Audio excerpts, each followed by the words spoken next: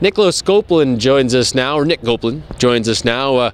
We're talking speed skating. I know it's almost summertime, spring is here, the sun is shining, but let's talk a little bit of long distance speed skating, which is your specialty. Yeah. Tell us why you get into the sport of speed skating of all.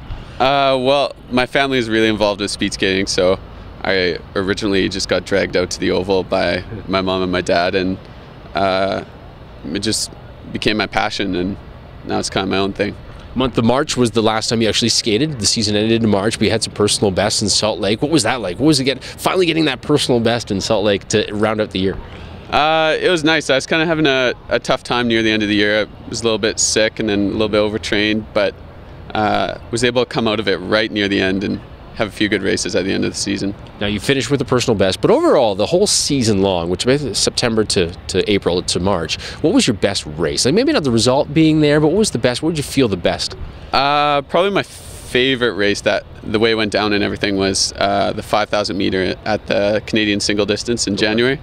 It was really a lot of preparation into that race, and it went pretty much exactly how I wanted it to. It wasn't the fastest time of the year, but I love the way it went. I love the way I raced it. So now you mentioned you were feeling well towards the end of the year. You suffered an injury as well. You cut your ankle. How's it feel now? How's the recovery?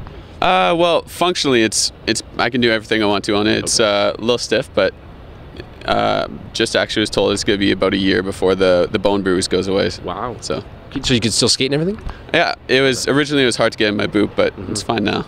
Now it is summertime, or as close to summertime in spring. We're not really thinking speed skating, but you always have to train, obviously. So what are you doing in the warmer months to train for the season that starts in September? Well, I try to spend as much time in Kelowna as I can in the summer, and that includes a lot of cycling, a lot of road biking, a lot of weights, some speed skating activities there, and some inline, some rollerblading. Yeah. You mentioned being in Kelowna because you're from Calgary, or you're living in Calgary because that's where the Olympic Oval is. A good spot to be, I guess. So you spend as much time in Kelowna, and then when you go back to Calgary, when does the ice go back in? When do you get back in the skates?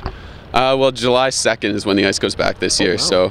So we'll begin having a few camps there in the summer, and I'll probably go back full-time in mid-August. Now, the ultimate goal, Sochi 2014, the Olympic Games. Are you in the running? Do you feel like 2014 is a reality?